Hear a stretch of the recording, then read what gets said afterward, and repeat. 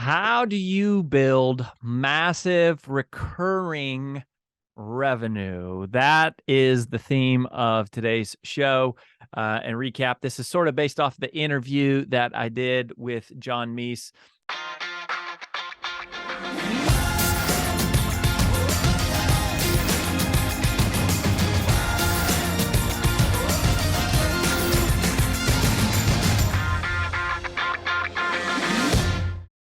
Talking about how to build massive membership sites, and we're going to talk about some of those highlights. But really, I want to zero in on some of what we believe our keys are to building massive recurring revenue, and even just understanding what recurring revenue is and why does recurring revenue even matter. And I want to just kind of start with a little bit of a track record here. So, this is something that we know something about. Brand Builders is a recurring revenue model. I mean, our core business is a one-on-one coaching and training product that people pay a subscription for. And that's our flagship program includes, coming to 2 days of training every month and also one-on-one coaching every single month as well. And then there's a do-it-yourself, like a self-study version of it, which is you get access to all the online training. And that's a lower version, but we are a membership site, or not a membership site. We're a recurring revenue business. And the business that we sold in 2018, a huge component of that business was also recurring revenue. So this is something we know a lot about and have a lot of experience in. And I first want to talk to you about why would you even consider recurring revenue, and what are some of the strengths and some of the reasons to have recurring revenue. One of the great things about recurring revenue, so this is somebody, selling subscriptions, is because every month you don't start on zero, right? Like every month you're not automatically on zero. Every month you automatically come into the month with revenue contracted. Now, not always does 100% of that come in, but you always have a large number, a large proportion of revenue contracted. And so that's really, really valuable. And just in terms of taking the pressure off, because what recurring revenue does is it allows you to kind of predict for the future. It's more predictable. And so because it's more predictable, we can say, okay, well, if we can grow our revenues, we're always factoring for churn. So some percentage of people are going to leave, and hopefully we're going to seal that back door with retention, which we'll talk about. But the other thing that we'll try to do is we're always bringing people in the front door, and then the snowball is growing. And so it's a snowball that gets bigger and bigger and bigger. So the revenue is steady, it's consistent. And then you can plan for growth. You can say, gosh, hiring this person would be a little scary right now. I don't know that we could afford them, but assuming some basic metrics, and, if we can look back and say, hey, statistically, our revenues grow at this rate, we can sort of forecast more predictably and more comfortably in the future to say, yeah, there's probably some investments we could make, whether it's technology or personnel or, equipment or whatever, software tools you need or services you need done, to go, I think we can swing it based on, our growth trajectory. The other reason why recurring revenue is so valuable is it's literally more valued in terms of business valuation. So when you look at the financial valuations of a business, this is a super deep dive, by the way, that in one of our phase 4 courses is called 8-Figure Entrepreneur. And we really teach the real mechanics of the basic foundations of finance and acumen, cash flow, and things like that most entrepreneurs don't get, not even in business school. I have an MBA, and I would say there was so much practical information I never got. But when you look at how businesses are valued based on an estimated stream of future cash flows. So in other words, they're saying, what's the likelihood? The way I describe it is, pretend that here's how you value a business. Think of it as a money machine. And if I had a money machine that printed dollar bills, and I said, hey, I have a machine here that prints a $1 bill every year, how much would I sell this machine to you? And what would you be willing to buy this machine? And we go, well, we know it's probably worth at least $1 because it prints $1 every year. And, if you don't do anything to improve the machine, if it's a reliable machine, there's probably going to be $1 next year. So that would be $2, and in 3 years from now, it's going to be at least $3. Now, the machine could break down. So that's part of what, as the buyer is assessing, is what's the likelihood that machine's going to break down.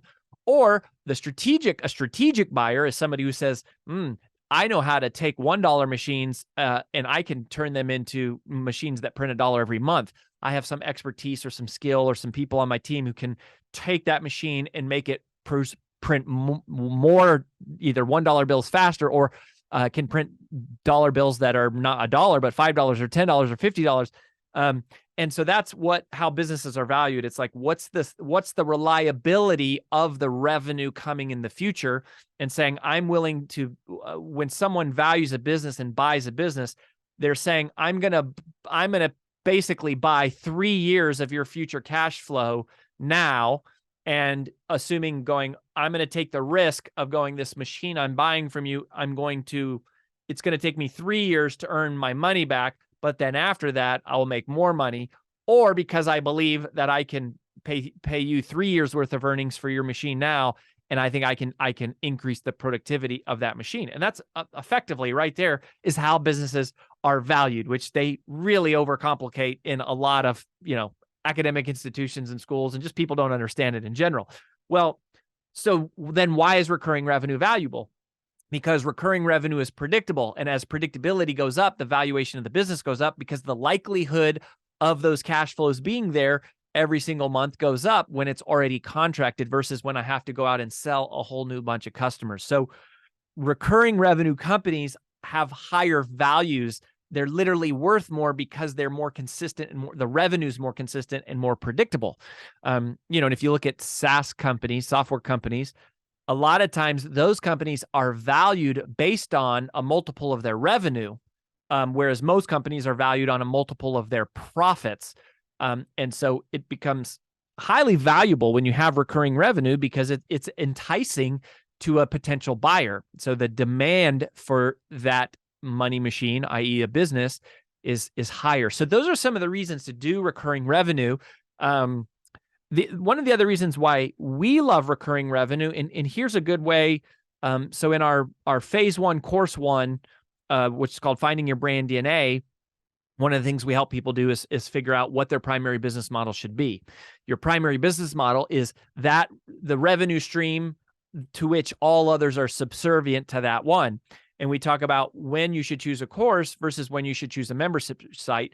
And there's all these factors. Well, one of the factors is to say, if you're good at constantly finding new customers, and you're good at it, and your talents lend themselves to it, and you want to do it, you go, a course is a really good option, because once the course is built, you don't have to change much. You can focus your time on just finding new people to buy the existing thing. But if you struggle with marketing and sales, and you go, man, I struggle to find new customers, I'm not as talented as that, then we go, well, sometimes membership sites are better, because what you can do is you can spend less time acquiring new customers and spend more time creating content to service your existing customers. And so that's kind of what we do. I mean, we like to think we're good at both. Marketing and sales, especially, is like kind of our expertise. But we don't love having to sell every single month just to like hit the budget, right? So we love having the recurring revenue and going, at least for me, I think one of my superpowers is creating content. So it's easier for me, even though I love marketing and sales, and we're good at marketing and sales, and that's what we teach people how to do. My superpower, I think, is even more so in creating content. So it's easier for me to go, yeah, let me find a few customers who will be in a continuity with us, and let's serve them in a deeper way. Now, at Brand Builders Group, we currently have over 600 active clients that are in our monthly training, and coaching program, which are our flagship programs. And there's like there's a do-it-yourself version, and then there's a one-on-one version, which also includes our live training events. And then we have like 300 private clients on top of that who just hire us for private projects and private, topics at less consistent. Those are more like sales. They're not recurring revenue. they're bigger hits of revenue when someone just says, I really want to like focus on my podcast, just hire us to help you with that, or writing their book or launching their book or their keynote or building out their funnels, and it's more of just they're hiring us for in a more expedient way to focus on a burst. But those are ones like you have to be selling new ones every month versus the recurring revenues going, hey, when you're on a recurring membership, we give you all of those things. We give you access to all of them and we'll step you through them as you need to. So that's a little bit about why recurring revenue matters and understanding how it affects business valuation.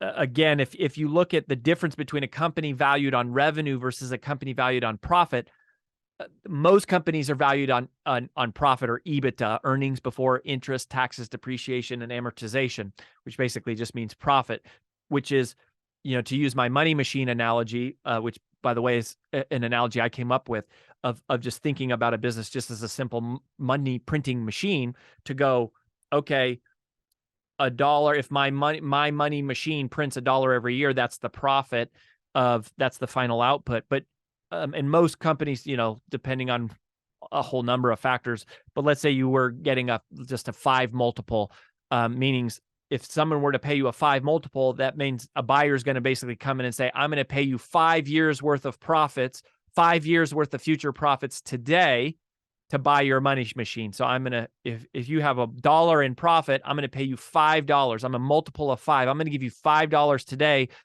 knowing or feeling confidently like I will at least get my $5 back over the next 5 years, and hopefully faster if I can do some things to improve the efficiency of the operation, or if I have other strategic reasons to make that acquisition. That's how most business deals are done. It's a multiple of profits or the multiple of EBITDA. But recurring revenue, like SaaS companies, often are valued on revenue. So if you get a value of, let's say you get a multiple of 5, but instead of on your profits, it is on your revenue. So for example, to use this same example, a company that produces $1 in profit every year, let's say their revenue is $10. So that would be a company operating at a 10% profit margin. So they generate $10 in revenue. They got to pay all their expenses, their salespeople, their marketing, their overhead, the product acquisition, their taxes, their insurance, their, everything. And then at the end of the day, maybe they have a 10% profit, and you go, okay, I generated $10 in revenue, $1 in profit. Normally it's a 5 multiple would say, I'm going to get $5 for that business, 5 times $1. But when you're valued on revenue, it's a game changer to go, if I got a multiple of 5 on revenue, it's not 5 times $1, it's 5 times $10. So that company is to buy that company is not $5, but $50, 5 times 10. The multiple of 5 times the revenue of $10. So that's 5 years worth of revenues. I'm valuing that company based on revenues. That company is worth $50 instead of $5 because it's 5 years of future revenues versus 5 years of future profits, right? One of the dynamics that makes companies have a higher enterprise value and be more likely to be valued on revenue is the consistency of the revenue, which is, happens with recurring revenue. So that's probably more than most of you wanted to know, but I literally went through MBA school and never understood that basic core concept. It wasn't until years later as an entrepreneur that I had a mentor finally explain it to me sort of in simpler English. And it's important to understand that. And that is, even if you plan on never selling your business, this is, again, another principle we teach an 8-figure entrepreneur, is that a business worth selling looks a whole lot like a business worth keeping. A business worth selling is a business that operates without you with consistency and produces lots of cash flow inevitably into the future. Well, a business that does that looks a lot like a business worth keeping. If you have a money machine that prints money every year and it doesn't require a lot of your time and there's not a lot of risk in that money machine breaking down, you go, why didn't I just keep it? So the money machine's just printing money and I'm just keeping the money every year. That's the way to think about it.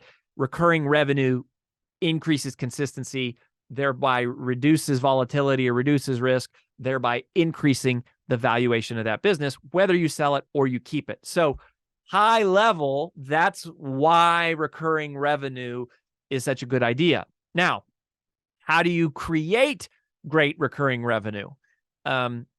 couple of the key things. If you're wanting to create recurring revenue in your business, and John talked about this a little bit in the interview, but if you really want to create a quality recurring revenue product, the question that I would pose for you to answer is this: what is the problem that I can solve that never goes away? In other words, the need for it continues on month after month after month, which causes people to want to continue paying. For us, accountability is one of the core problems that we solve. Now, technically, the problem we solve is obscurity. We help people who are struggling to be more well-known to do that. And we teach them a set of information and strategies for how to do that, and all the tactics that we have now used to launch. We've had 12 clients that have become New York Times or Wall Street Journal bestsellers. We've had 4 clients create TED Talks that have gone viral with over 1 million views. We've had over, we just had our 5th client generate more than 7 figures growth in their annual revenue. So they've grown their revenue more than $1 million a year since being a client of ours. So we have a set of knowledge that we teach people to do that. But what the problems that never go away are accountability, community, and access to great vendors. And as well as inspiration, right? The inspiration is like never, it's something that never disappears. So those are some of the problems we're solving. So you got to sort of think about it. If you're going to create a membership site, or if you have one and you're going, how do I get the snowball rolling faster? Be thinking about, what are the problems that my clients have that never go away, and how can I serve those needs better? All right. So that's my first key for how to grow your recurring revenue. The second key, and this one is directly from the mind of AJ Vaden. So AJ talks about this all the time with our team internally, is when you're growing recurring revenue, it's sort of a 2-part game. You need new people coming in the front door, but the big thing that everybody misses, which is really the more critical one, I think, is you have to seal the back door. You have to be so sticky that people aren't leaving. Otherwise, you literally have a treadmill or this revolving door where you got people coming in as fast as they're going out, or if they're leaving faster than you're bringing them in, then you're going backwards, right? And that's negative churn. So the first real job is to go, man, even before we perfect bringing in new customers, it's going, how do we close that back door? In other words, how do we keep people from canceling? And when I say keep people from canceling, I don't mean like locking them in to being forced to stay to something that they hate. It's not like going, hey, you got to have, these contract terms that are just relentless. And it's not that. Here's the key. The key is utilization equals retention. Utilization equals retention. This is what AJ is saying all the time. Utilization equals retention, meaning the way to serve your current customers is you have to make sure they're using whatever the thing is that you've given them. And this is a distinct mindset shift. A lot of people think that sales is done once the sale is made. And when you have that mindset of like, oh, I closed the sale, I'm on to the next, that doesn't work. We don't think that works, period. In one of our phase 3 courses, it's called Pressure-Free Persuasion. We talk about how the sale is not done when the sale is made. The sale is finished when the client experiences the result that you promised. Or the sale isn't finished when the sale is made. The sale is finished when the client experiences the result that you promised, or that you're both working towards. You probably didn't promise it. I would recommend you don't promise results. Just like we cannot guarantee results, even though we've had amazing results. And that's why our client list continues to be amazing, right? I mean, we're working with Ed Milet and Lewis Howes and Amy Porterfield and Eric Thomas, E.T. the hip hop preacher, and Peter Diamandis, and all these amazing people that are now clients of ours, because we are really getting amazing results. But, utilization equals retention. So the sale that you have to make every month is not so much to a new customer, like you might with more of a commoditized model, like a course offering, let's say. The sale you got to make is to your current customers to use the thing they have. So you always have to be selling, right? You still have to be selling. You got to be selling them on making sure they're using what you've given them. Utilization equals retention. If your people are using your program, if they're using your service, if they're accessing your portal, if they're utilizing your tools, they're going to stay. If they're not using your tools, they're going to leave, right? They're not going to pay for something they're not using. Even if what you're providing is amazing, world-class, best in class, even if your solution is the best there is, if your clients aren't using it, they are bowing out. They're going to be leaving, right? So I'm not so focused. Like if I were going to buy a recurring, if as a business acquirer, if I were going to go buy a company who had recurring revenue, I would be looking at the utilization. Are people using the thing they're paying for? If they're using it, even if the product is crappy, I go, that's great. I can make the product better. That's not that hard.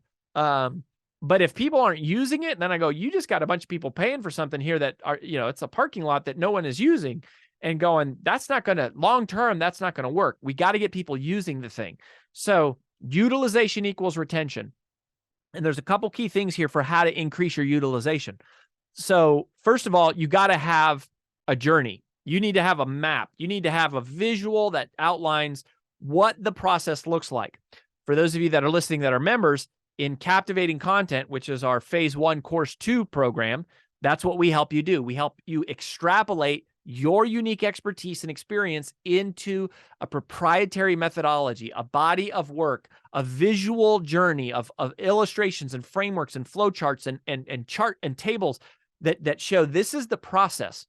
If you're a member of ours, we have the brand builder journey. It's our 4-phase process that we walk you through from going, you're completely obscure and unknown to world famous and world recognized 8-figure entrepreneur, best-selling author, Hall of Fame speaker, all the things that we have done and helped people do. We've got a simple 4-phase process that we push people through, and it works. Part of the reason why people stay is because they can see the whole journey. You got to show them it's this step and this step and this step. Don't just assume that they're going to hang around blindly, not knowing what it takes to actually get to where they're trying to go. So you want to show that, talk about it, keep that in front of them so that they're seeing like, oh, okay, yes, it's hard right now, but this is just a step, and I'm going to go to the next step and the next step and the next step. And that's how I'm going to ultimately get to where I want to go. So you got to have a journey. The other thing is you got to have data. You got to have red flags going on, firing off in your business.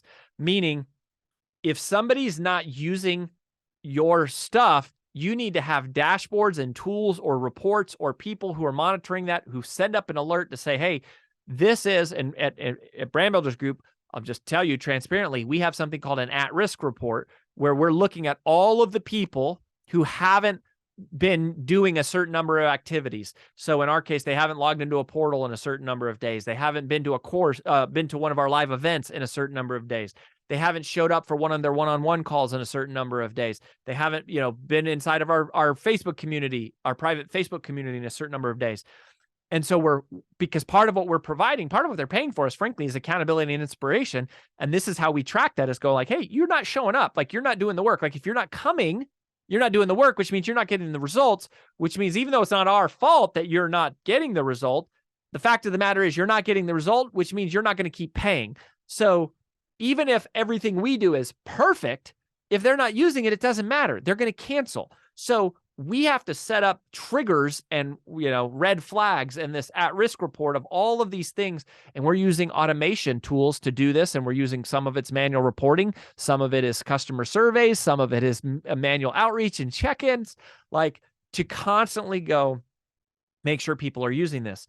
And here's another question that I would encourage you, to ponder as it relates to this.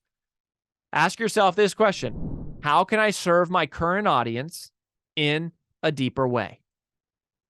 How can I serve my current audience in a deeper way? Because utilization equals retention. And if I'm serving them in a deeper way, then I'm speaking more powerfully to their immediate needs. I'm providing the tools, the templates, the checklists for them to do it. Here's a recent example for us. A lot of speakers struggle with how much should I charge? This has been, gone on for decades. Like, what's the right price to charge? And people throw out all these weird numbers. We created this speaker fee calculator. It's a simple set of questions you answer, and it spits out not only what your speaking fee should be, but what your virtual fee should be, and your half-day fee, and your 2-day fee, and your international fee, and your interview fee, and all of it. It all spits out, and it takes you like 2.5 minutes to fill in this thing. That is now a tool that solves a problem. We then also have a toolkit that is our speaker press kit. And we go, your speaker press kit needs to have a fee schedule. Well, we just solved that problem. But then what about the rest of your speaker press kit? What are all the things that need to be in there, and how should it be structured, and how should it be laid out? And we go, great.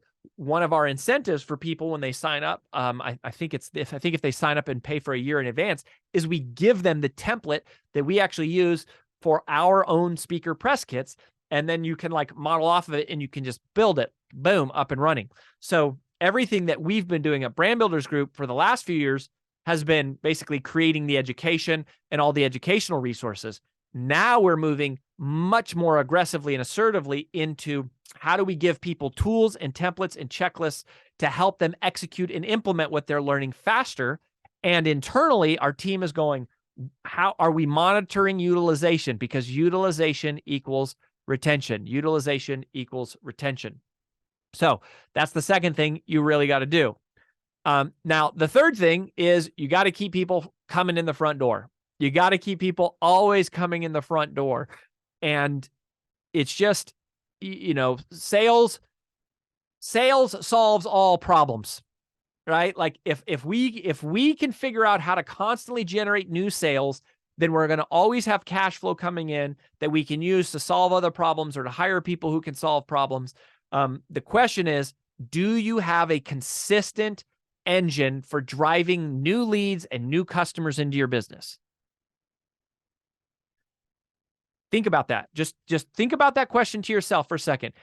Are you confident that you have an engine that consistently produces new leads and new customers for your business every month, every week, every day? Do you know exactly this is how my machine works?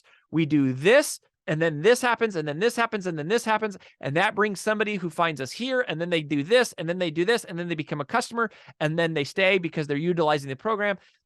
And if you aren't confident on that, like if you aren't crystal clear on what is your process, what is your system, what is your method for perpetually, continually, constantly, never ending, always driving new leads and new customers into your business, if you're not clear on that, go to freebrandcall.com/podcast right now. freebrandcall.com/podcast, because you need to talk to our team, because this is one of the things that we specialize the most in, is helping you create a set of mechanisms and systems and processes in your business to keep people coming in the front door.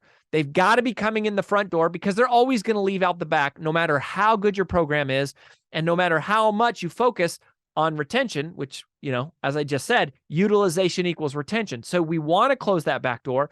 But even if your program is the best in the world, people are always going to leave. So you just got to make sure you're bringing in new customers faster than the old ones are leaving. And so you're adding value to them, and you're also constantly refining and perfecting your new customer acquisition strategy.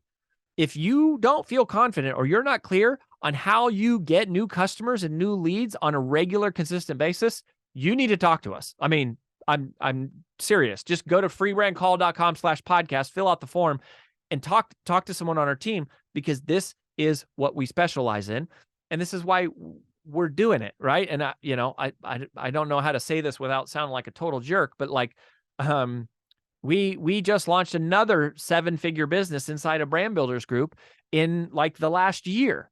So we now have 5 different 7-figure, multi-7-figure businesses that we've built, and 2 8-figure businesses.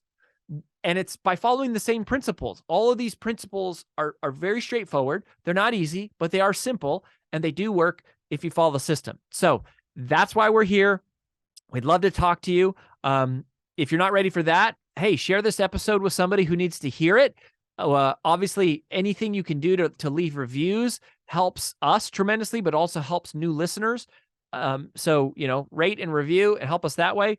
And no matter what, keep coming back every week so that we can keep pouring into you and giving you as much as we can right here for free on the Influential Personal Brand Podcast.